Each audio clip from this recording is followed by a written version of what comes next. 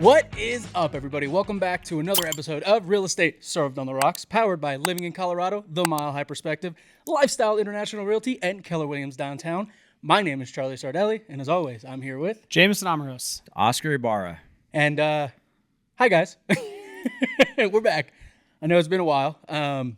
Presto Changeo. Yeah. Ta-da! Different. Same, but different. But still same.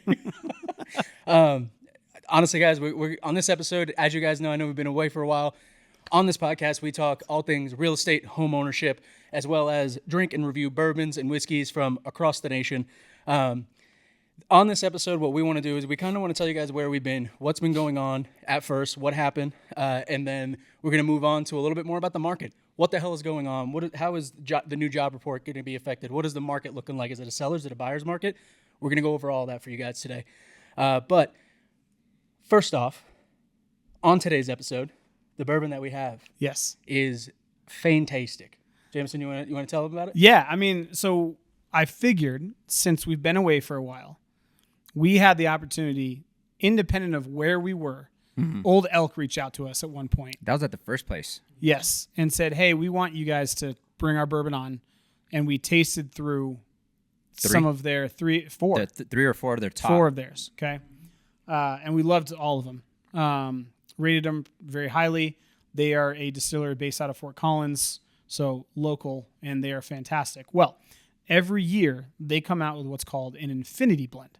And the Infinity Blend is a yearly release, and it essentially is a single barrel batch that is a combination, and Charlie, if I can borrow the bottle from you real quick, a combination of the bottles that we've already tried, right? And they're all different. So it's all the four bottles in one? So check this out. Wow. I'm going in this blind, by the way. I guess I can put it back here. I don't know anything about this. Yeah. So this Infinity Blend is 2023, and it is made up of, and I'll give you guys the percentages, 15% of Old Elk 2022 Infinity Blend of straight whiskeys, 40% Old Elk High Malt Bourbon, which was aged 8 years, 43% Old Elk Straight Wheat Whiskey, aged 7 years, and then 1.5% Old Elk Straight Wheat Whiskey, aged 10 years. Okay, so this is going to be sweet. It's going to be smooth. It should be. Yeah. It should be. Because they're weeded. Remember they're weeded. It was sweet. And it's too high weeded. And then malt. Yes, it is. It's 111 proof, so it's a hot one. I love it. 55.575% alcohol by volume, which I think is kind of funny. This is actually, I think this is the first bourbon whiskey we've seen that goes down to the 100th percent of deal. But I can just smelling it. The color is malty. Incredible. Yes, the color is a lot darker than I would think because of the high malt. Yeah, and the double wheat, and it is. Or so wheat. Yes. Yeah. So basically, it's a blend of the hand selected barrels of high malt straight bourbon and Old Elk straight wheat whiskey. So it should be very sweet. But I wanted to bring this as kind of our reintroduction because it was one of our favorites when we were doing this in our original secret location that could not be named. And we hadn't had it in a while, and I saw it on the shelf, and I was At this point, it's not the secret location that we would not name. It's just that location we don't want. Well, now it's just, I think it's an empty warehouse. I think it's just a mattress. It's a garage. You know, so yeah, I thought it'd be a good reintroduction to the podcast. I love it. There's, the other thing is there's a lot of things that go into this bourbon. There's a lot of things that are happening in the housing market, so I figured it was a good conglomeration of shit. Coagulation of shit that would go along with it. So, yeah. Well, and I mean, for me, I think it's great. We're going back to our roots, like you said, Old Elk, Fort Collins based. One of the first that actually reached out to us to review it specifically. Yeah. Like I said, the color on it. Amber as fuck. Yeah. Yeah, the color's really dark. Yeah. I'll be honest with you, the nose isn't.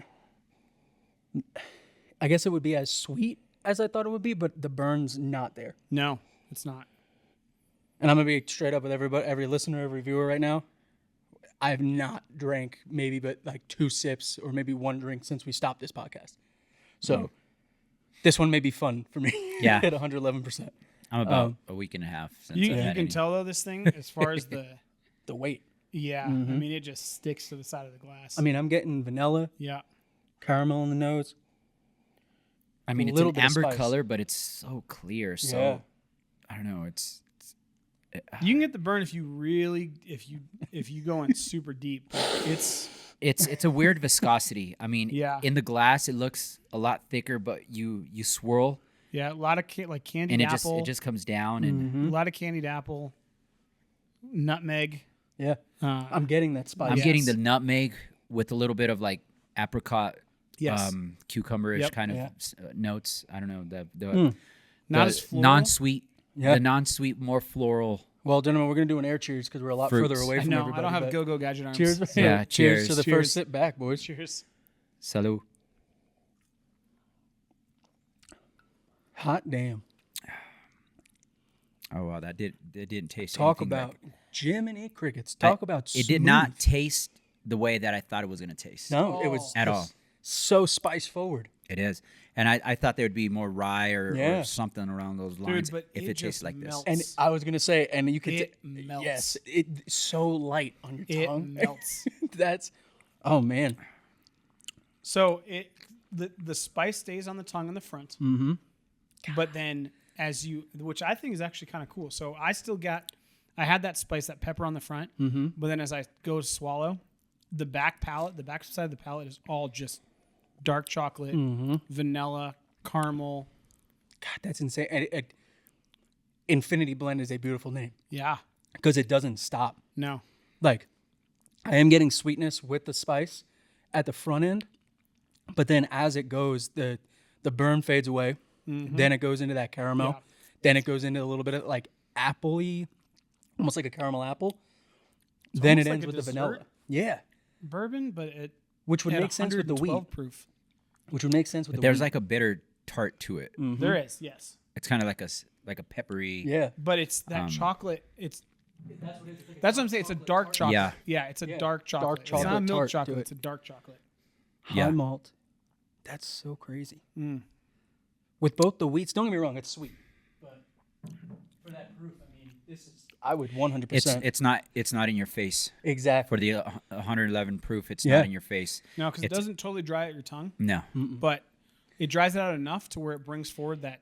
I would love to sweetness. see if they added their rye to this. If What do you're we a do? beginner bourbon drinker, it's going to be a little hot. Yeah. If you're a seasoned bourbon drinker, it's really smooth for what it is. Yeah. Yeah, this is a This is a gonna be camp- dangerous. This is a campfire bourbon. It's gonna be for sure. 100%. Yeah. For the Well- listeners or viewers that have seen Ooh, us in the that's good. past, if you know That's- Jameson says it's a campfire bourbon, that means you could toss this down in one night Yep. with a couple of friends. Oh, easy, easy. It'll go I mean, down. if I didn't have a shoot after this, Yeah. we could probably close Oh the bottle on the boy, first one back. good segue into the market. Yeah, well, Yeah, the market will make you drink sometimes, let's but guys, it's not all bad things. It's just a whole lot. But we want to be fully transparent with you guys. We want to let you guys know what happened.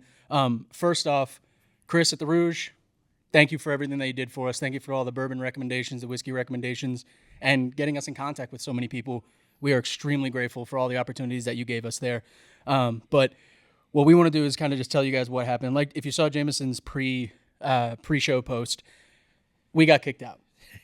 Flat out. We got asked to leave. We got asked to leave. Basically, what ended up happening is we showed up to film an episode. We where- got told to leave. We didn't get asked to leave. No, we got No, told to leave. yeah, I showed up and Charlie was like, "This is our last episode Yeah, here." I was and- like, and- "Why? I don't know." Basically, what ended up happening was I went in, started setting up, and one of the members came out and told me, "Hey, this is going to be our last episode together. I tried to fight for you, but the owners want to move away from it, and these guys, they want to stay kind of even keeled on it. But I'm gonna give you guys just straight up. We got let go or removed from that space for our quote unquote political beliefs. We were too left leaning in our Which in our is posts. crazy. Yeah, 100%. But again, what ended up happening was a member walked through, heard us talking about the economy and what's going on with the economy, what could happen based on some of the decisions made by the current administration, and they didn't like that. So they asked us to leave. And in full transparency, we're in our new brokerage space. So what you see here is LaSalle International Realty. Jameson and I joined them a couple months back, and this is their new on-site location space, 9233 at Park Meadows. We also have a grand opening party happening next week, starting at 3. We're going to do our ribbon cutting. There's going to be a lot of people in and out of the office, but going to be a great time. And then after that, at 6 p.m., we're going to go to Death & Co. for the after party.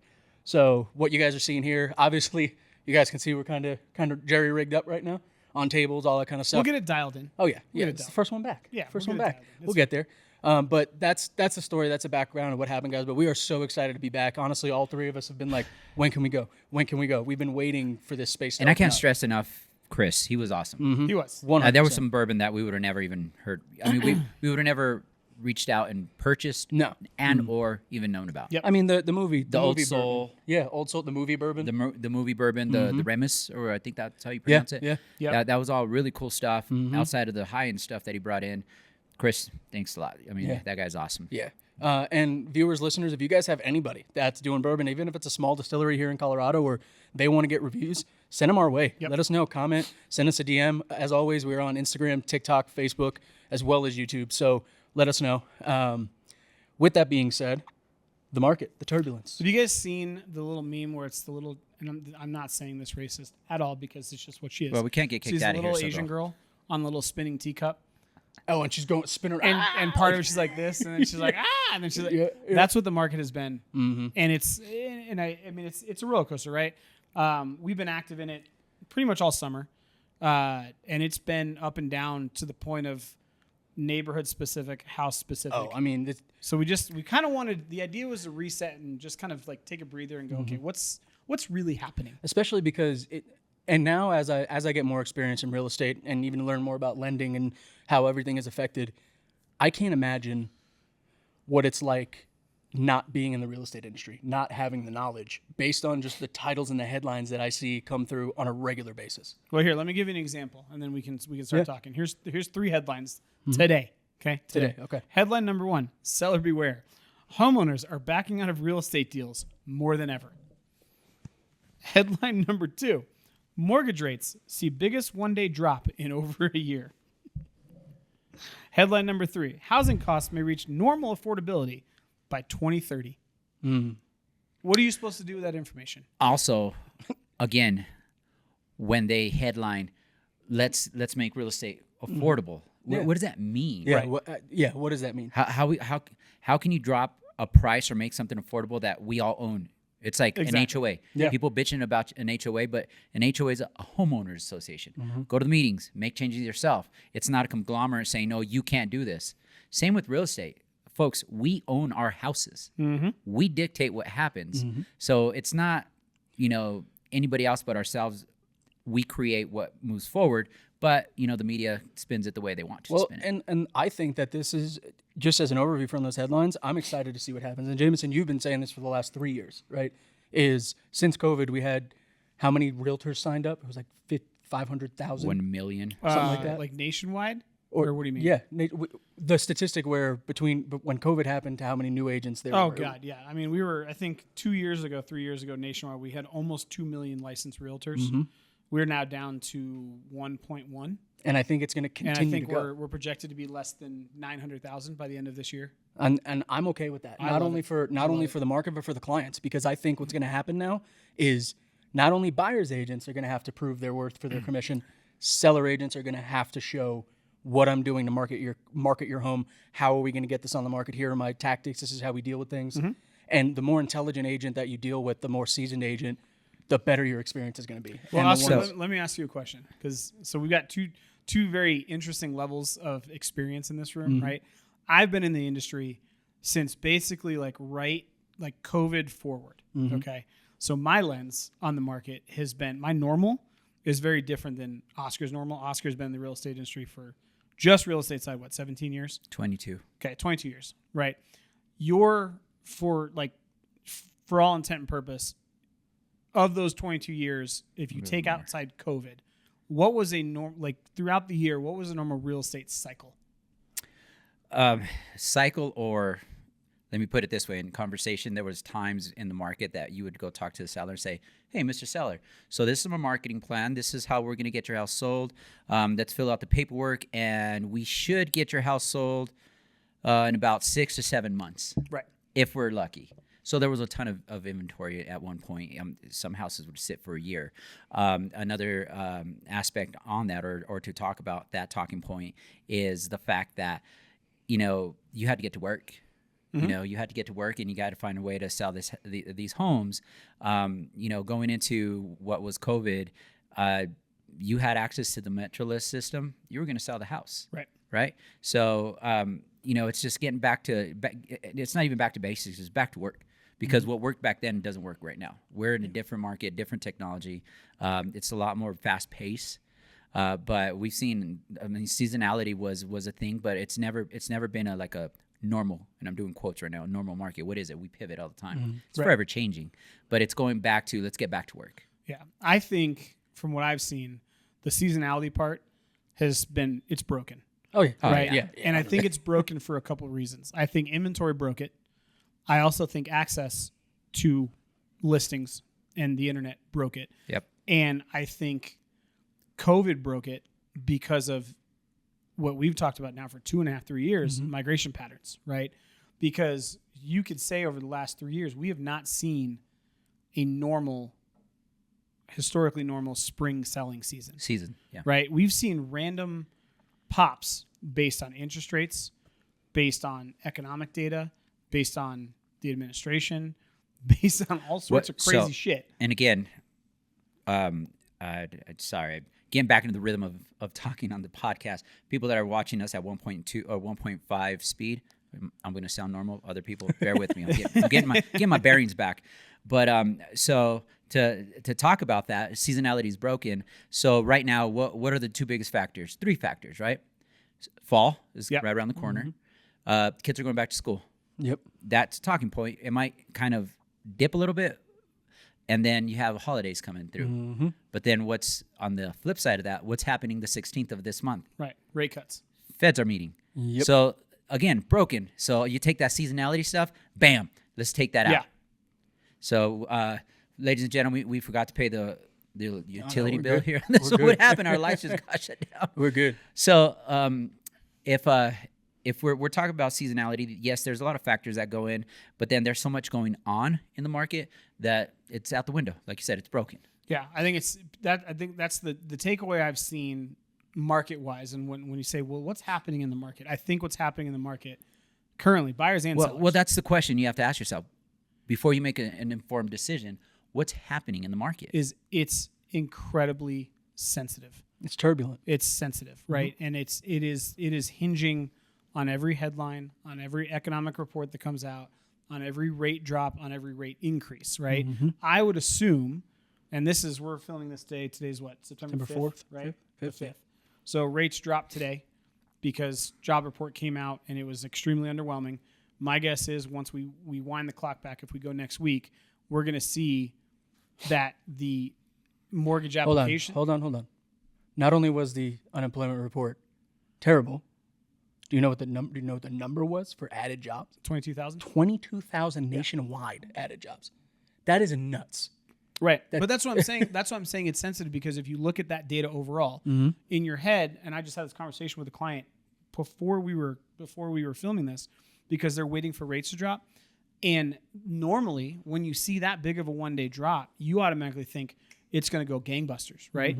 However, the drop is being caused by bad job reporting. So the people that would normally say, okay, rates are dropping, could also be the people that don't have jobs. So economically, it's not like we're putting people in a better spot from an affordability standpoint and wage growth. It's just rates are cheaper. Yep. So is it going to go gangbusters? We don't really know. No. There's two very opposing forces, which is why I'm saying, like, right now, it's very convoluted what's happening. And in the housing a lot of the talks are saying that it'll drop. The feds are reporting that it'll drop anywhere from 1/4 to 1/2 and then more towards the end of the year. We don't know. No, I mean, that's just it. We don't know. And then there's big lenders that are taking it into their own hands and dropping the rates themselves. So Jameson and I were having this conversation. 2 of the biggest wholesale lenders are already doing their own drops without the feds because they know something, right? Big conglomerates like them, they're not going to do it just because they're nice. Oh, they know also, something's coming up. Sorry, I didn't mention this, guys. While we were gone, Oscar added another value step for his clients and for you guys watching. What was it? What'd you do, Oscar? I am a licensed loan officer with eMortgage Capital as well. So we it's not only now we have mortgages and loan information right here on the show for you guys again. No, we'll still bring in, obviously we'll still bring in Yeah, I mean, guests and stuff I'm like a that, realtor but- at heart. I'll always be a realtor. I added this for information and to help the consumer a little bit more when my, I still have lender partners. Yeah. That they're my go-to. They're Yeah. going to be my lenders. They have great rates. I respect them. I love the business that we built together. But for the stuff that they can't do, because I am a broker, I have over 250 banks that I could broker out to make sure you get the best deal. Or if you have a non-traditional mortgage you're trying to get, I can access that for you, and I can access information too. Exactly. And I'm most excited because now we can give both sides just right here every episode if we need to. And it's not that there's a lot of insider information, but there's a lot of these big lenders that are offering things to the public that just gets a little I don't know, the noise kind of dampers them because, like I said, some of these big lenders out there have, I don't want to say artificially, but they've dropped the rates before the Feds did, just so they could get ahead of the curve. And then now, while everybody is like, okay, now we do it, because that was my conversation at home and with other realtors that I had. I said, why does a consumer wait till the meteorologists say that it's okay to refinance or buy? Yeah. Because that's what's happening. The media says, okay, consumer, now do it, when you were able to do it before. You just have to have information and talk to the right individual, the right real estate agent, the right mortgage lender. Well, and not all of them are going to be honest. Yep. A lot of them are hurting out there, and they do need to make that dollar. But the ones that are actually doing it because it's their job and the fiduciary is a responsibility they take serious, they can help you out. So it's case by case. Yes, listen to media. Yes, get informed. But if you're trying to make a decision to either buy, refinance, or sell your home, definitely talk to an expert. Let them give you the options. You make the informed decision from the source, not from the noise. I love it. And I think let's go ahead and start kind of breaking down some of the news. We already talked about unemployment, and kind of, as you guys know, if you listen to the podcast, it's kind of an inverse. Normally when unemployment is worse, interest rates are better because, again, they need to entice you to come take out a loan to buy a house. Which is crazy because one of the statistics that came up was that refis were up 60% year over end for the first quarter. So that means last year during the first quarter, this year, same time, 60% higher. There was more refinancing done. So again, it's case by case. 100%. And I think one thing that I want to address is, let's talk about the shift that everybody's talking about. It is now shifted to a seller's market. What does that mean? Buyer's market. Buyer's market. What does that mean? I mean, in layman's terms, it just means buyers currently hold negotiating power in the market when it comes to housing. Because, I mean, if you want a numbers reason, the numbers reason is based on what a house is being listed for and what it's actually going to contract for. Buyers and sellers are about $50,000 to $60,000 apart, and there's about 500,000 more sellers nationwide than there are currently qualified buyers that are actively looking for homes. So it's a supply and demand equation. If you've got 500,000, 500,000 more sellers than you do buyers, then the buyers that are active are going to hold the negotiating power in that scenario. Two things. One is when the rates drop, it's not going to be gangbusters and, oh my God, your house is going to go up in value and now it's going to be a seller's market again. No, I think one thing that may happen, that if you wait until that happens to either buy or sell, on the sell side, maybe it'll help you out. But on the buy side, one thing that I don't think we're going to go up in price point, but I think concessions are going to go away. Yeah. And that's, $10,000 to $15,000 that you could take advantage of right now if you act now. And, the rates are already there. Just, they're not quote unquote announced. Now let's talk about that on the other side of the coin. Everybody's talking about, well, let's make real estate affordable. What does that mean? That's not on the industry. That's on the consumer, because they're talking about you dropping the price on your home. Is that a good thing or a bad thing? I don't know. Let's have that conversation with the consumer. How do you feel about that? That everybody's like, let's make real estate affordable. It's not like a button that we say, okay, now it's affordable. Well, and I think that's honestly, it's funny because we were talking for the last 2 years about wait until interest rates drops, it's going to open up buyers. I don't think anybody expected sellers to go on market at the rate that they have, to where when the interest rates are down compared to where we were, like you said, the interest rates are down. We're at a 6.2 nationwide, 6.25, 6.25, 6.5, versus the 6.8 that we were at this time last year, almost seven. right? And if you would have told us last year that what's going to happen? Oh well, buyers are gonna come, sellers are gonna have a free yes for and all. no. I mean, I think there's a psychological barrier at 6%. Oh, yeah. Right, number one. So I think that once it goes under 6, I think you will start to see a ton of buyers come in. Well, here's the problem, and this is the unspoken thing that we've glazed on it a couple times. There are 40% of homeowners in the United States that own nothing on their houses. Mm-hmm. They are more than willing to sit on that house and wait you out because it is not costing them anything to do so. And on top of that number, we still have all the people who bought at 2.8 and 3% that they're sitting and waiting. That's what I'm saying. There's they don't still have to. that gap Mm-hmm. where you've got, and you've seen it, Oscar. I've seen it. Like there are scenarios where people are purchasing, and to go back to is this a buyer's market, seller's market? Obviously, it's a buyer's market currently. In the scenarios where sellers are willing to negotiate, where they are, you can look at it. We broke it down by price point. If you go in Colorado from $500,000 to $700,000, the average concessions right now on those properties anywhere between $15,000 and $22,000 just across the board. And last month, I think it was 67% of properties gave some sort of concessions beforehand. Let me put it like this. Okay, so I just had a closing this morning. I have another buyer under contract. Thank you. I have another buyer under contract in Aurora, and I had a third buyer who put an offer in on a home, and then stuff happened with the family. They pulled back, but the reason I bring this up is because between the two buyers, the one that closed today and the one that's under contract, I'm looking at $25,000 in concessions between both of those.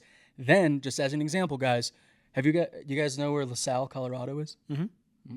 I never heard of LaSalle, Colorado. No, really? Yeah. You're talking to someone that sold Hugo, baby. Yeah, you're right. I'm just I had kidding. never heard of it before, but we were looking, and I mean, I showed them probably 28 homes in 2 weeks, 2.5 weeks. Young couple, first time home buyers, young family. And we ended up finding a home in LaSalle, Colorado that was within their price range, did a $65,000 deduction, was on market for 120 days. Reached out to the listing agent, and basically what ended up happening was, hey, they went on market. They're paying 2 mortgages right now. They need to get rid of this property. And they were willing to give us max concessions, which was $18,000 plus repairs outside of closing. That just goes to show you guys, like, it's there for buyers. It in certain areas where it's sitting, and this is leading me into my next point, where in certain areas where it's sitting, buyers have opportunities. If your agent is aware of what's going on, knows what the market looks like in that area, calls the listing agent, there's huge opportunities for buyers in certain areas right now.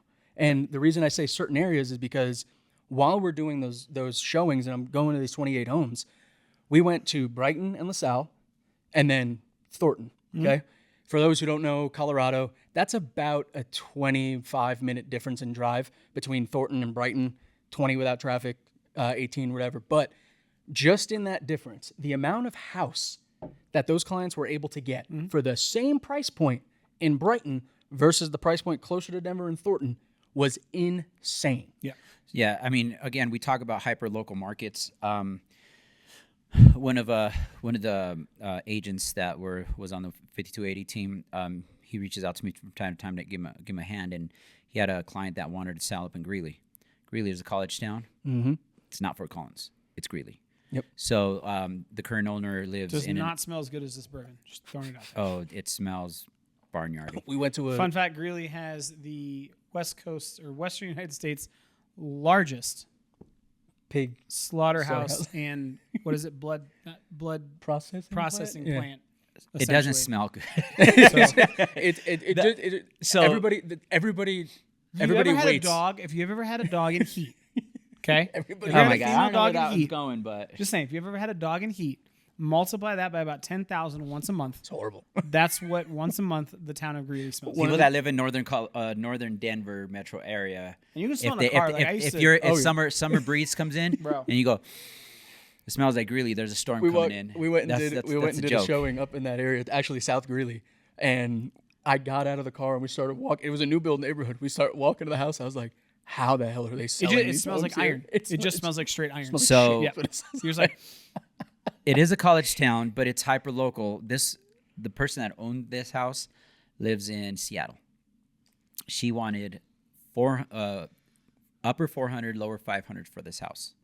I pulled comps prior to knowing that. The comps that I'm 275. pretty good at my comps. 275. I'm pretty spot on. High to mid threes, high twos. 270, yeah. But there was an addition. I said, okay, that might make the difference. Let's go walk the property. Walk Low the property. twos. I was like, good Lord, maybe high threes, but you're shot in the dark. And then I set up some showings to see what was in the high threes, low fours, Yeah. night and day. And I was like, she's not going to get that. So super hyper local, you have to be informed. Yes. No, it is. And I have a yeah. listing in Windsor. Yeah. Windsor's not that far. Nope. You saw it. It needs a little bit of TLC. It's just it's lived in. It's funny because I even told you, and I was like, you can just tell it was they just didn't like do like monthly cleans. Yeah. That's it. I mean, he's a hunter. Yeah. You know, he's a tradesman. But it's not he's it's a not father. dirty. It's just it needs a little TLC. Yeah. We're at $499. Beautiful. Built 2019, 4-bedroom, 4-bath, 3-car garage. And that's a great price. And for- Windsor is, and it's a nice neighborhood. And Windsor and Loveland have turned so much. Loveland is a beautiful city now. It used to be, our agricultural small town. It's nice now. Yeah. And Yeah, Windsor's Loveland right used to there be- too. You sneezed on the way to Fort Collins. You miss it. Absolutely. And now you got Buc-ee's up there, which is Yeah. Well, and the Centaura area is great. yeah. Like that whole it- Loveland's, and Loveland's you know awesome. Fort Collins better than Yep. all three of us. So Yeah. he knows northern Colorado well. It's a nice area. So again, hyper Windsor's local. great too. Windsor's fantastic. Windsor's a beautiful place. It is. And then I went and toured a couple of Journey Homes and DR Hortons up in the West Greeley area too. Yeah. Nice place too. West Greeley is not Well, Greeley. and It's what's- kind of like they're trying to turn it into, and I hate to use this term, I really do, but we have a community here in Colorado, Highlands Ranch, and that was like our first super suburb, right? It still is one of the biggest. You can just say biggest they're trying HOA to in the United gentrify States. it, Oscar. It's okay. No, Dude, it's, it's the bubble. Is it's what it is. right. So they're trying to Well- convert West Greeley into that and into Windsor and stuff like that. So it's a nice area, super hyper local. So again, goes back to education. And where Well, we're at. and my favorite thing too is like people don't understand that Colorado, like, it's a third of the state where most of the residences are. Like, how far is my listing from LaSalle? 20 minutes? maybe? 20 minutes? Yeah, 20, 25 minutes? Yeah. But like that's what most people don't realize is Colorado is really not that developed west of Denver. Like Reunion's like our furthest No, real East. Sorry, east. Oh, And we're then- in the prairie. yeah. East Colorado is a freaking It's a Bermuda desert. Triangle. It's a It's desert. It's a prairie. Colorado. Burlington and It's a high Kingsburg. plains. Colorado is prairie. People think Rocky Mountain Yeah. High, Colorado. No. Hey, I sold a beautiful property out in Callahan. It's freaking prairie. It is. It's Yeah, the it is. void. It's- East yeah. Colorado's the void. No, you've got the Front Range. And You the got I-25 corridor. corridor and west. Yes, different environment, different climate. Then you get into the mountains. Yep. Totally different. I'll tell you what. deciduous I've been forest. spending a lot of time in Kiowa and Elizabeth. Oh yeah.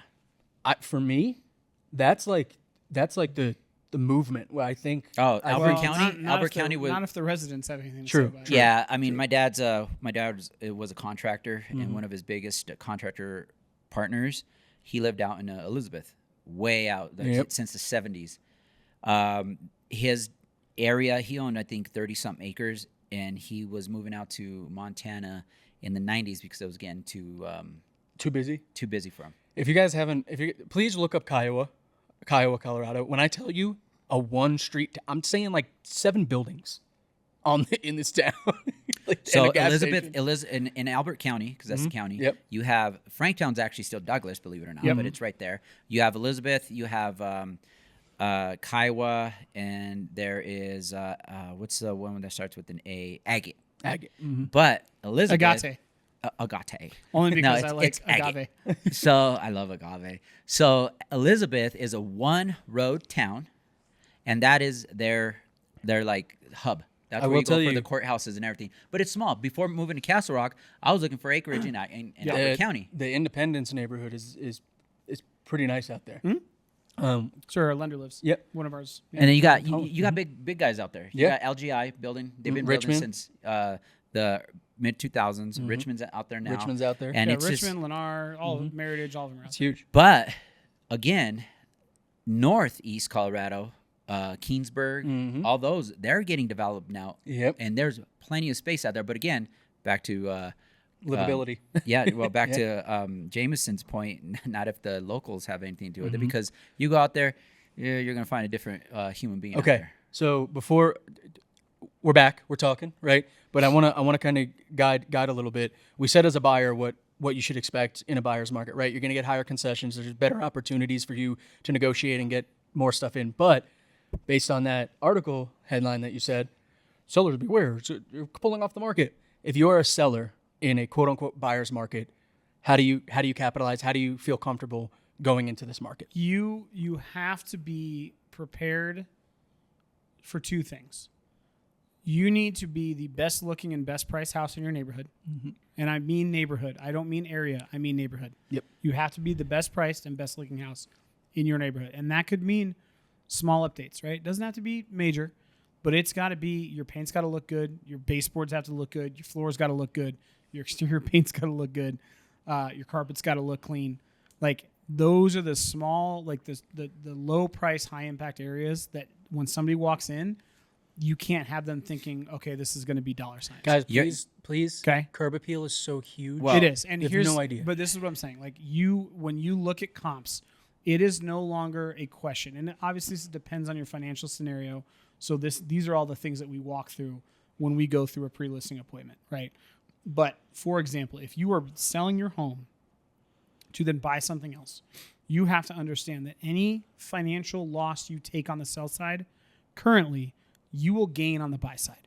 So you have to be okay with that scenario, because if you want your property to sell in the current market with what it is, you've got to, I'm not saying undercut, but you have to stand out. You have to be and there's competitive. only two ways to stand out. You have to Price or look and feel of the house. And most often right now, with rates where they're at, it's going to be both. And I can tell you, and I can give you anecdotal advice or examples of somebody, I just saw it the other day in feedback, where they toured a house, and the feedback was the guy that was shopping the house was like 6'8", and his feedback was that the vanities in the bathrooms were too short for somebody that's 6'8", so he didn't want to buy the house. It's little shit like one that. of my feedbacks on Buffalo Run, brand new home, built in 2020. Great. That's where we did the video. Great home. It was a concern that the basement ceiling was too low. Yep. It's a basement ceiling. 4 years ago, Oscar, would you have gotten that feedback? Absolutely not. Right. It's not even a thing. It's a standard basement height. And I emailed back. I said, is it a concern from a hazard standpoint? Because it's to spec. No, they just wanted high ceilings. Okay, Correct. don't say it's a concern. Right. They want higher ceilings in the basement. But it doesn't matter, because How many basements have 20-foot ceilings? the point is, as a seller, you can't take that personally, so you have to be okay with that. But And two, that's where I was going. You have to remove the emotional part correct. as much as you can. It's always going to be emotional. And you have I don't to- care how and if you you're a have to- hard ass, it's going to be emotional. Remove yourself as much as possible. And you have to be creative. Because to segue or to add to your point, you have to have the prettiest house on the block and or the best price. If you don't have both or at least one, you're going to sit for a very long time. Now, real time. I have a consumer right now that the house was on the market. When I did the traditional way of doing our market analysis, didn't work. You have to do price point now. What's selling? And then go to apples. So, one, the big ticket items have to be good. The roof, exterior paint, HVAC system, plumbing, electrical. They have to be on par or better. Now, if you don't do the roof, guess what? Non-insurable, not going to sell. The time that you got conventional and cash offers are gone. Your buyer pool is going to shrink if you can't go FHA and you can't go VA. You got to open it to everybody. Well, guess what? FHA and VA care about chip and paint on the exterior. Yep. Your exterior needs to be good. Roof, exterior has to be good. If you have an old HVAC system, no buyer's going to want to come in and possibly have a $10,000 to $20,000 price tag lingering over your head when this thing goes out.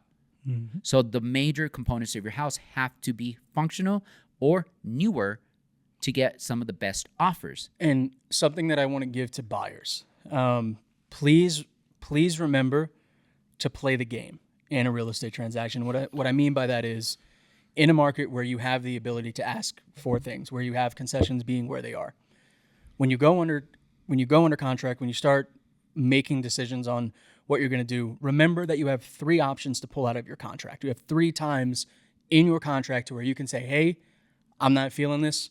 Let me pull out. Technically, you got like 10, but Technically, but I'm saying the big ones there. big 3. Yeah. So, and I say this because I had an experience where I had buyers that were looking and they were excited about buying, and then we got into the transaction, and before we even got to the inspection, they were like, you know what, we're going to pull out. This isn't the right time for us. It wasn't the first time home buyers, but they were not ready, quote unquote. But that's before we even got to the inspection. When I asked them what was going on, it was, oh, we're worried about heater, we're worried about furnace, we're worried about this. And I said, well, we haven't even done the inspection yet. We don't know what that looks like. And they've already committed to us for being okay in some level with concessions. So why not just try it? And that's, again, where the realtor comes into play. When you go through the inspection, those are your negotiating points, guys. And let's say you get through the inspection, things pop up, and you're like, that's too much, we don't want to deal with it. Cool, pull out of the transaction. But give your realtor an opportunity to make the play, to talk to the listing agent, to talk to the sellers, and actually see if a deal can be worked out, because right now is a great time for you to get into a home that you like while getting some things back from the listing and the seller. So the major, like James said, there's a few things. And when you say get out of the transaction, pull out of the transaction without losing your earnest money. Earnest money, exactly. Right? Yeah. So the major things are loan term. That means you go in, you apply for a loan, and the terms that you're getting are not up to par. You have a few days. It's short-lived, maybe 7 to 10. Then you have the loan approval. That's a little bit longer. You like the terms, and then you go through the process, and all of a sudden that approval is no longer valid, and you can't get that loan. That's loan approval. So you have 20 to 28 days for loan approval. If you can't, you lose your job or some circumstantial stuff comes up, you pull out, get your earnest money back. Inspection's another one, and inspection's not because the house is falling apart. It could be for any reason, like the plumbing. There's polybutylene, there's galvanized, there's PEX, and there's copper. Well, sometimes visual inspections you can't tell, and then all of a sudden you have a plumbing issue that you don't want to deal with. You can pull out. Or it could be something simple. Then you got appraised value. If it doesn't appraise for what you thought it was or the purchase price, you go back in and negotiate. You can't come to any terms. You could pull out or get your earnest money back. And then there's also HOA and title. Mm-hmm. Say you have a work truck and you have to bring it home every day. Well, the HOA doesn't allow for that. And you got to put magnets to hide your. There's a lot of stuff. And how would a buyer know about that, Oscar? So there's you have a certain amount of time for the seller to get you HOA docs. You got to look at the minutes. There's the bylaws, there's the minutes, there's the budgets. You got to make sure that's all good. Your agent doesn't really have a responsibility to do it, but a good agent will look at it and say, hey, look, these are the red flags. But at least comb through it. I'll tell you right now, as an agent, as a consumer, when I bought my house, I thumbed through them. It's a lot. I get it. But there's some big stuff in there. If I had a concern going in that I did have a work truck or an RV or a boat that I was going to keep at my house, that's something I'm going to dig into the bylaws. Sidebar pro tip: if you get it in a PDF version, use the find function, type in exactly what you want. Use the search. Yeah, hit search, and it'll pull it. Yep, it'll pull it up for you. I do that with the FHA handbook now. Yeah. It's just old habits from being a lender in the past. I think the takeaway for me, like from a seller standpoint, is right now you have to look at your house as a product you are trying to sell to a consumer. And if you look at it in that light, you have to look at it in conjunction with your realtor and potentially lender. I'll get to that in a minute. How do you creatively market that product to differentiate from another product? For example, if you've got in a same neighborhood 2 identical ranch homes, 3-bed, 2-bath, 1,700 square feet, both standard backyards, standard finishes, builder quality, and they're both marketed at $520,000, right? Same interest rate, buyers walk through, they're the same fucking house. How do you differentiate between the two, right? Mm-hmm. One strategy is, well, I'm going to blast flyers, I'm going to do video, I'm going to do this, blah, blah, blah, and they're going to both do the exact same thing. Okay, it's going to reach the same people, okay? That doesn't solve the pain point of the buyer, which is the affordability piece. Mm-hmm. So if I've got those same 2 houses, but I've got one agent that goes to their lender and says, hey, I want to work with you. Would you be willing to, if a buyer uses you as the lender on this purchase, provide a free 1.0 rate buy down. So would you buy down the rate for this buyer for the first year to make their monthly payment cheaper for 12 months? Would you be willing to do that? Yes. So now if that same buyer walks through both houses, which one's more appealing? Obviously that one. Similar with a condo, right? So let's say you got 2 condos, same thing. But with condos and townhomes, we know right now HOAs are a fucking bitch. No, okay? yeah, the insurance. Right? Well, no, I'm just Wind and just, hail. I mean, that's doesn't matter. I'm just talking HOAs, right? So now you go, okay, what's the pain point? The pain point's affordability. Affordability is monthly payment. What affects the monthly payment on a condo or a townhome? It's the HOA. How do I fix that? Well, if I'm the seller, and I had this conversation with a client last week, here's what we're going to do. We're going to go on market, but you know what we're going to do? We're going to offer concessions, but we're going to frame it as saying, hey, we're going to pay for a full year of the first HOA when you move in. What is that? In this case, it was a $400 a month HOA. It's $4,800. In the grand scheme of things, is it a drop in the bucket? Yeah, it's a $4,800 concession offered up front. But instead of just saying, we're going to offer you $4,800, we are giving the buyer the exact reason why we're offering it and what it can actually go to that solves a pain point. And to me, that's the difference right now with sellers is they have to look at it from a marketing, a product standpoint and solving a pain point for a buyer. And the sellers that do that are going to have more success at selling their properties quicker than the ones that don't. I'm going to take it a step further. I have 3 properties right now that have assumable loans. If your agent doesn't talk to you about what that looks like, call me. So there's a lot of people that own houses that took advantage of the low rates. 3 of my houses have a 3% interest rate. That could be assumed by a potential buyer. The biggest hurdle on that is that you have to come in with a gap. Well, guess what? I got an email the other day. There is a lender that will loan you the gap money, a second on it. That wasn't a thing. I called them up. I got some stuff. I can now finance the gap. So a quick run that's through. huge. If you have a house and you owe $300,000, you're trying to sell it for $450 because that's what it's going to appraise at. So you can assume the $300,000 loan at 3%, and the gap. Well, most gaps are anywhere from $50,000 to $100,000. So if you don't have $100,000 to bridge the gap, because that's what you have to do, there is now a lender that will bridge that gap, and you only come in with as little as 5%. That's awesome. 5% down, you get a 3% interest rate on the majority of the loan, and then the second, I'm assuming it's somewhere around 7%. Your blended rate is still at 4%.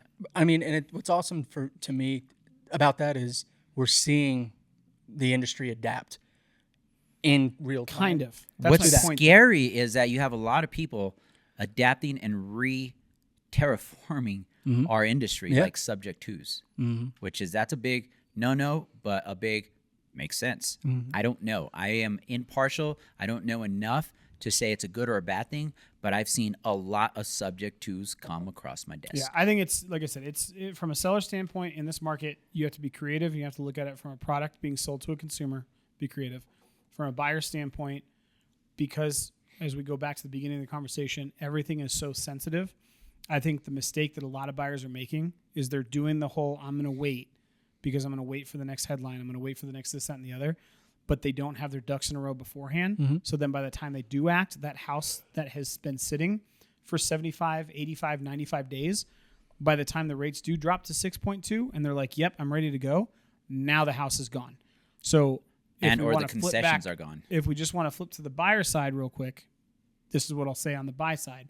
Yes, it's a buyer's market, but get your ducks in a row. Understand with your realtor what you're looking for, the specific neighborhoods, the amenities, the criteria. Understand with your lender what your go number is. Like if rates hit this and you can get my monthly to this, I want to go and I want to know beforehand. And then understand what you're looking for headline wise, because the Fed rate cut is the big headline, but realistically, as Oscar pointed out, the numbers move before that, whether it's the job report, the CPI report, anything else. Pay attention to those things and say, you know what, I'm going to go ahead and pull the trigger beforehand because those things got priced in. Get educated. Educate yourself through your lender, through your realtor that way so that you have all of your documentation, all of your W-2s, everything ready to go. I tell my clients, and this is going to, if you're non-gun supporters, you're going to get pissed off, but have a bullet in the chamber, right? Jesus. And be ready to pull the trigger. Hey, we can't get kicked out of this place, so we're good. Too many people are approaching it without a loaded gun. And then all of a sudden, somebody breaks in and the opportunity comes in. They're like, why didn't I get... No, have the bullet in the chamber so that when you're ready to make a move, everything's already set and you can still get those concessions. You can still get those discounts because you were ready to make a move beforehand as a buyer, and you can just take further advantage of the situation. Jameson, what is the highest concession you've gotten on a consumer? On a consumer? Yep. Like ever? Ever. $47,000. $47,000. How'd you structure that? What do you mean? Like, what did it go towards? Where did it go towards? That one went to a full 2-year rate temporary buy down and then closing costs. So let's take the temporary buy down. It's just a buy down of the rate. Correct. Right? So because there's 3-2-1, 3-2-1, and all that stuff. Yeah, I'm going to tell you, it was a one. I want to say the purchase price is 1.4. The loan was just under, I want to say, 900,000. So year one they saved almost 1,200 a month. Year two they saved like 875 a month, somewhere around there. And then we covered about $12,000 in closing costs. Okay, so all they did was they came out of pocket with down payment, and that was it. So closing costs consist of your escrows, anything that has to do through the loan. Yeah. Let's call it about origination fees, escrows. Sometimes origination fees, Sometimes, right? yeah. So let's call it anywhere from, depending on the size of the loan, let's give it a round number, 10 grand. It'll cover traditional. I think it was 12. Traditional. I think it was 12 for the closing costs, and then like 30,000 for the buy down. And so it was like 42 total. Going like to or 35 for the buy down. So right now, real time and subjective, right? It's all case by case. But I'm going to see what in access. So you got $43,000. So 45. let's say 30K went to a possible buy down. Roughly. Yep. So if a rate is at, let's say let's call it a 6% right now. Mm-hmm. If a rate's 6%, if you have $30,000 to buy down the rate, you are looking at, good Lord. You could buy it down to a 4.75%, and still have some left. Permanent or temporary? Permanent. Right. Incredible. Permanent. There's ways to do it. Educate yourself. Get yourself a good lender and real estate agent. Yeah, and I think real-time when I numbers. bought that one down, it was, I think rates were at about 6.9, 6.8 ish. So we brought it down to a 4.8, then a 5.8, and then a 6.8. Don't beat the seller up on price. Tell them, you know what? I'm not going to beat you up on price. If it appraises, we're good. Give me $40,000. Well, that's a whole other conversation. Right. About price drop versus concessions. But get a concession. Yes. And I'd rather take a 5% interest rate. It's called strategery. Yes. And this comes back to full circle. What are you looking for? If you want your payment to be X amount, let's look for it. There is a way to get it there. I don't care what the rates are doing. Yep. I honestly think that's the With best. a smart real estate agent and a lender that's willing to get creative, you can make anything happen. And that's what I mean. I think that's the best way. Like if a buyer were to come to me and say, hey, I'm looking at buying a house, where should I start? Yeah. What I would say is, give me your monthly budget. What can you manage monthly? And once I know that, I can do all the work on the back end to get you to that monthly or as close to that monthly as possible. Correct.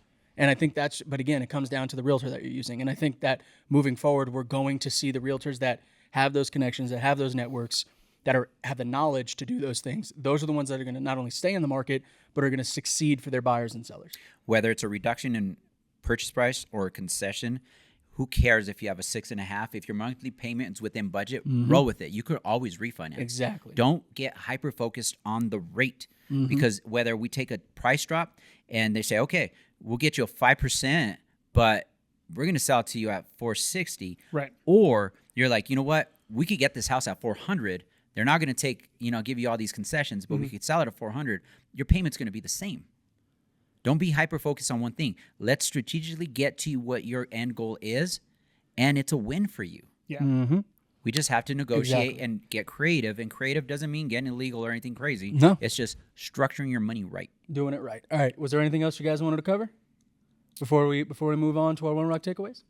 I don't think so. Already? Yeah, already. Jeez. Yeah, I think honestly, obviously, guys, we know I do have to take. Yeah. And I don't know how you wanted to play this in, but the second part, what I've taken over, I'm actually a supervisory agent on Fridays for a big group of agents. There's 7 of us that do this, and we were going to try to incorporate what real-time realtors are going, like what's their I don't want to say Maybe we headaches. can do like an Oscar's Corner Maybe. where I could set up a video and then you could just like record and talk. You know, about what's real time? questions. What's the heartaches that we're going through? 100%. And guys, one thing that we want to do before we move on to the One Rock takeaway, I want to let you guys know with the podcast, we understand we talk about real estate, but a lot of you guys are more interested in the bourbon than the real estate information, and then also real estate in general is kind of boring. We know that, but we're here to give you the information and arm you with that information. But what we're going to start doing is start doing more of the stuff like we did with the cigar company, the coffee company. We want to bring you more value. How can you add value to your home? How can you add value to your living Real experience? estate's boring in your until home? it makes you a millionaire. I'm just gonna throw that out there. Yeah, absolutely. But Just saying. I'm sorry. Let's be honest about it. Very rarely, before I got into real estate, would I sit and listen to an hour-long podcast on real estate because I didn't know what the hell was going on. Let me just I'm just going to rebuttal this real quick. Charlie told me before this podcast even aired that he had his most successful month he's ever had as far as money made last month. This is before a real estate transaction. He's made more money in 1 month than he ever has. Mhm. And the industry that he made that money in was because of what? Videography, And how'd you get into that? real estate. Okay. Just throwing it. But ultimately, guys, we want to make it a little bit more fun for you. We want to bring a little bit more information that's adjacent to real estate. How can you make a coffee station in the house? How can you build a cigar bar in your house that you bought because you're interested in real estate? How can you guys can't create a tell. golf sanctuary? You guys can't tell.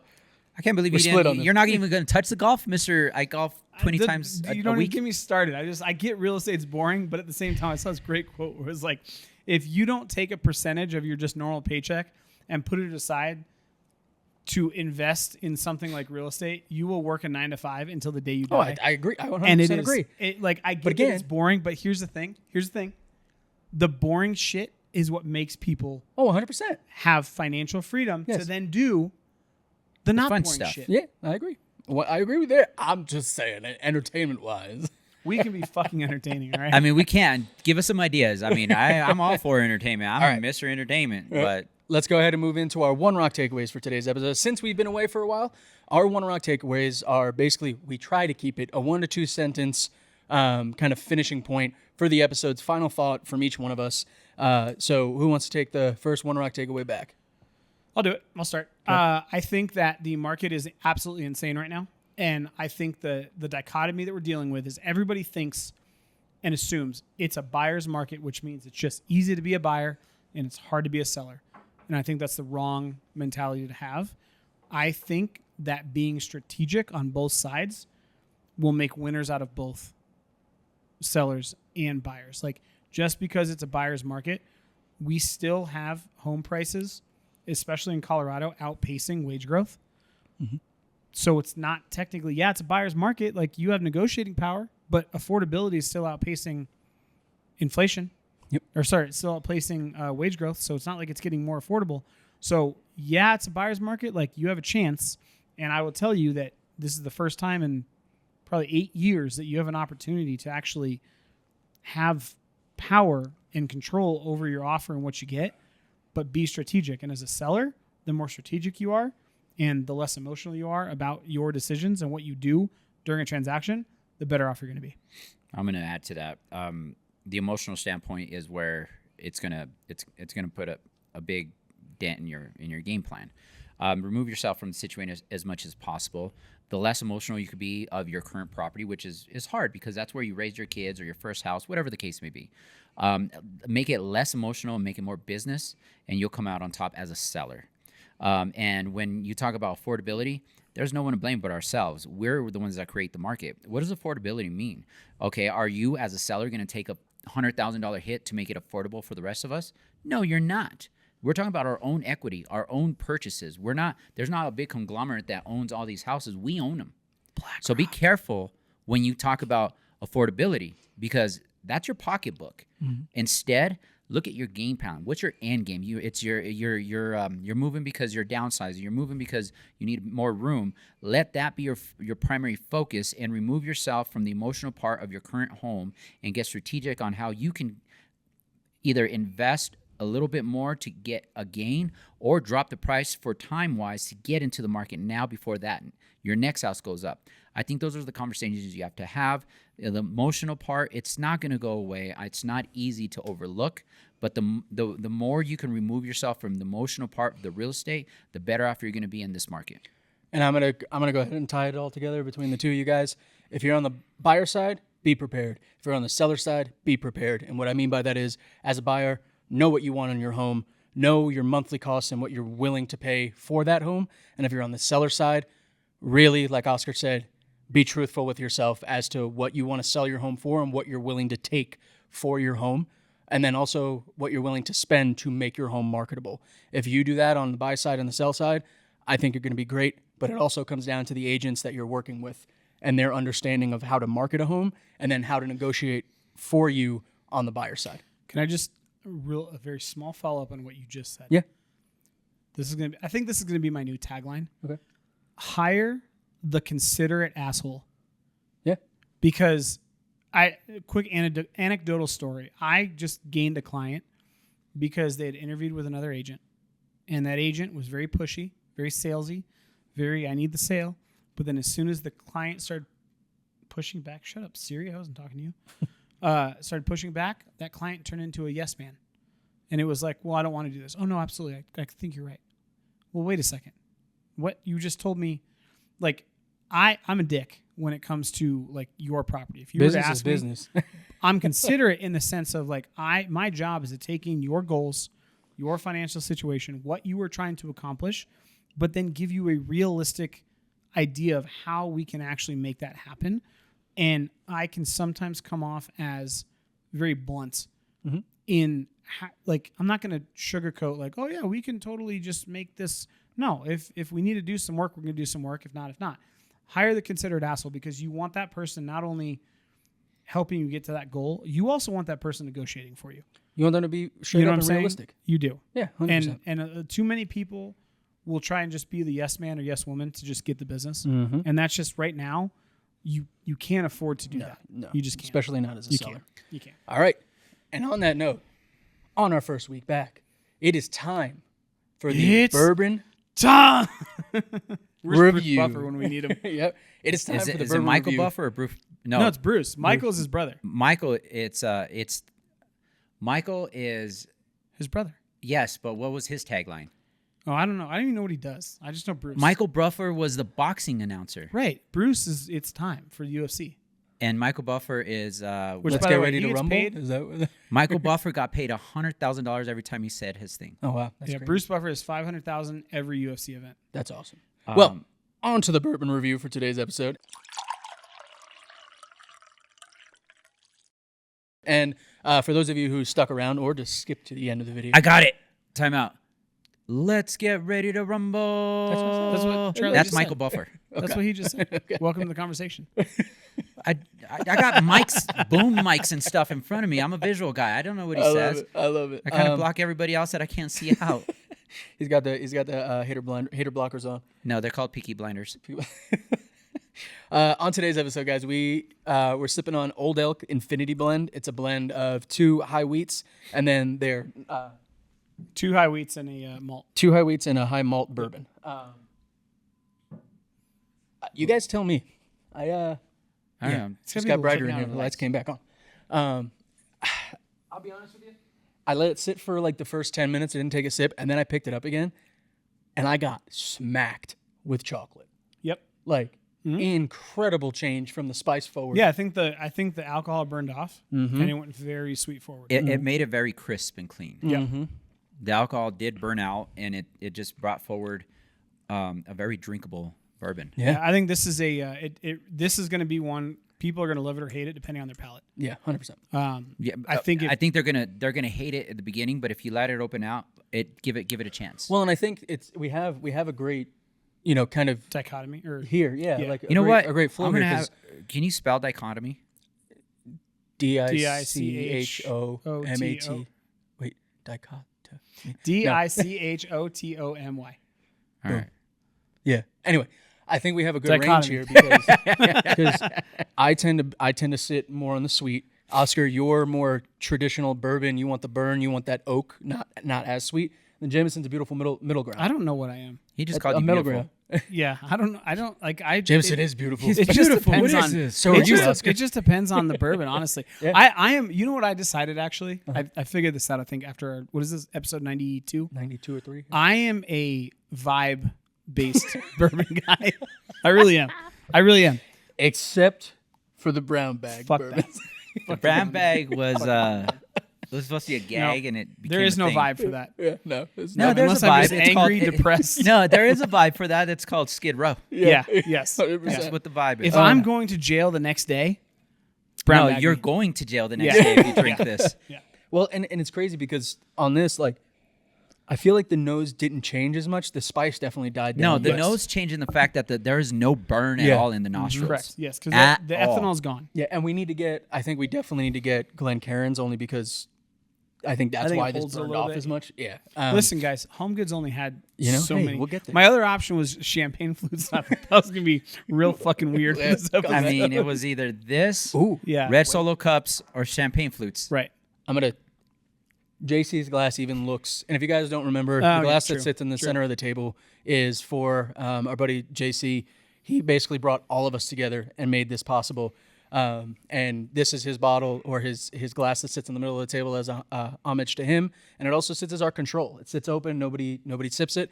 I want to test this one because even the color looks different between my glass and JC's glass. So before you taste that, though, I just want to ask, because the first couple sips, I had the burn and the spice on the front end, right on the tongue. Uh-huh. Now that's gone. Like there's no spice on the front. There's still a burn in his glass. Yeah. See, That's wild. I'm gonna sip it. Hold on. That's fucking nuts. That is totally different. Jesus. Here, That was yeah. Seriously, that is a completely different sip. And it's been sitting open the whole time. is it because it's JC's glass? Is he here with us? Maybe. And he's fucking he had with his us? hand over it, He's just capping it like, off "Hey, so guys." it didn't aerate. Hold on, it does have Right? a burn. I went in for the. How is that possible? It was that singed the nostrils, Yeah. man. That's what I'm saying. Jorge. But it It's totally different. it did open Here, let me up see. though. It opened, but it still has that spice forward. Instead of mine is just straight chocolate sweet. But why? Is it because it's The angled, glass? So it just I don't know. That's what I'm saying. I don't get it. Maybe because we're swirling it or something? yeah, because it's like right on the nostril. Yeah. You it's right know- there. And then now but it's take a been sip. open for the exact. Traditional way of saying it, we're chewing the fat. All right? We're using terms But of take- real yeah. estate. I mean, bourbon. Yeah, it singed the nostrils. That was weird. Isn't that crazy? It's still the same. It's kind of weird. It's very weird. This is a different bourbon. You go like this. I don't want to say it's watered down taste wise, but it is. smell This wise, a it different is. Bourbon. That's wild. Fuck these glasses. Different I'm levels- taking them different back. levels I'm of taking them back infinity. to Home Goods. The glass that you drink your wine out of makes a difference. The glass you drink your No, bourbon dude, out that's of makes crazy. a difference. That's insane. That is the So, most stark it It difference that holds we've the had. true character of the bourbon. So let's just take an aside real quick. As you guys are watching or listening, it absolutely matters the type of glass because we've all only had one pour. Yep. And we've had the same pour since we've had it open about an hour, right? And the difference in not only the nose but the palate between a standard rocks glass and that, and it's not even a true I would say Glencairn. no. Right? No, it's kind of fluted at the bottom. it's kind of like a snifter. It's Yeah. a snifter, if anything. But the character on the nose, the burn is there. It's not there on the standard rocks. The flavor is Intensified. on that. This makes it taste watered down. That's wild. That's absolutely incredible. Like it's almost for me right now. Now I'm tasting JC's glass. Before I write anything down, Two different bourbons. that's a Yeah. 3-point swing, oh, Absolutely. it's two different Right? bourbons. Absolutely. So, so now, okay. just so you guys know, like we're not fucking around. Like No, that makes a difference. 100 now we need to get the Glencairns. All right, well, 100% I'm we gonna need to go order some. Yeah. We'll order them. But all right, let's go ahead. And guys, if again, I know we've been away Well, for shit, a while. I got to so- go off of that then. I can't go off of. Yeah. So let's go. I'm gonna go off of both of them because I think that gives it more credibility after the sip. Agreed. 100%. So what we do is we do our Drinking rock trash rating. out of these. Well, again, rocks glass. What do you do with it? You put rocks in Yeah, it I because you just- want to open it to the max. Yeah. Glencairn, you don't really put a No, it's rock neat. in there. It's neat. That's crazy. So as you guys know, we do our rock rating, and our rock rating is on a scale of 1 to 10, 1 being the best, 10 being the worst, because the more rocks you put in a bourbon, technically the worse it is, because you want to water it down, open it up, it's too hot for you. You know what this tastes like? Plaster. Uh-huh. Like towards the end after drinking that. Yeah, right, it's weird. Kind of jacked it all up. All for right, me. so the highest rating that we've ever had on a bourbon on this show was 1.8. That was 1.5. It was 1.5. Was it? We went down to 1.5. Yeah. Okay. Yeah, I think 1.5. Dexter was 1.8, but then we had Was it the Old Soul or Elijah Craig Private Barrel Select Old Soul and there's one other one? one of the Heaven Hills. Yeah, one of the Heaven Hills Was up did it. Yeah, it there. was up there. So We Which, haven't by found the that way, unicorn. I'm putting it on fucking camera, and I'm gonna hold you guys to this. I don't care if I buy a fucking chalkboard. We are saving it up. We are actually going to record. Got it. Okay. Oh, like Yes. What's that car show? Yes. Yeah. Top Gear. Top Gear. Yes, we will fucking record it. I Alright. promise you guys. We get a whiteboard. This is new beginning, new us. Yeah. We are gonna get a whiteboard. We will absolutely record what it is, so you guys can go back. like and the top reference. bourbon, and then it'll drop and Yes, go up. we're gonna do it. Yeah. I we're gonna want be to do the it the Stig. entire fucking Yeah. time we've done this podcast. We're gonna do it. I love it. I love it. All right. So what are you guys thinking for the rock rating on this guy? It's complicated. It is complicated. I had a rating, then I have another rating, and then the original rating. I'm just go middle of the road with my rating. I'm gonna give it a 3. Okay. I forgot my iPad. I can't- forgot that's what we're doing at 2.5. Okay. 2.5. I'm Yeah. going on that though. On that, Like, though. I'm going on Yeah, that that's what I'm because saying. I went from original to this to back to that. It's like, all right. The reason blend I'm going, is a 3. but I'm going to give you my rationale, right? Because I don't like in that glass, it did not hold its character like I thought it would.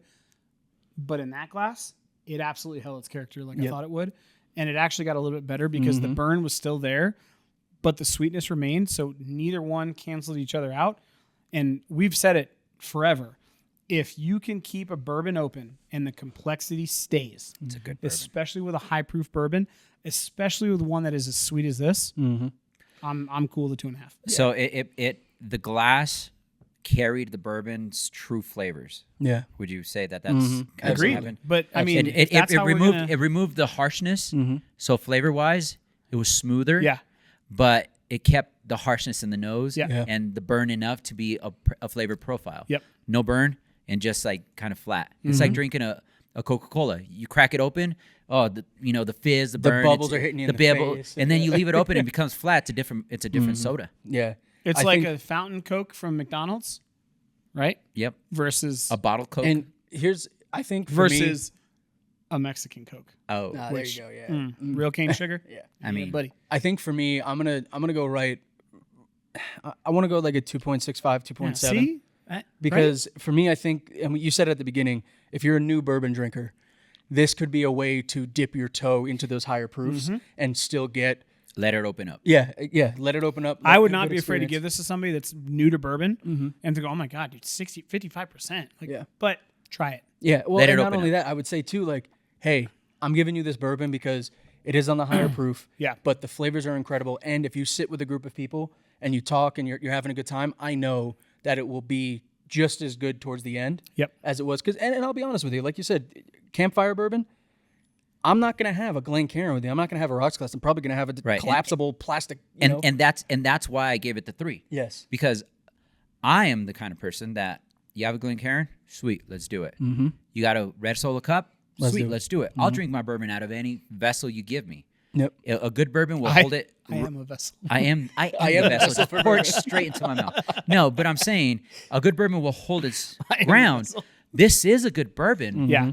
But the characteristics remain better in the correct vessel. Yes. Yeah, I agree. I will give this to someone that's a beginner bourbon. Let it open up. You're going to enjoy it. I'll give it to an experienced bourbon and say, hey, you know what? You might want to drink it out of Glencairn if you want the notes to stay. Well, agreed. And the thing that Across I've the board, loved the the same. most about our journey, doing the bourbon, the podcast, everything, as we're coming back to it, is I've had multiple times where, you know, my friends from high school, we all, you know, we were, oh, let's drink bourbon, smoke cigars, you know, like that's what we do. What year did you graduate high school?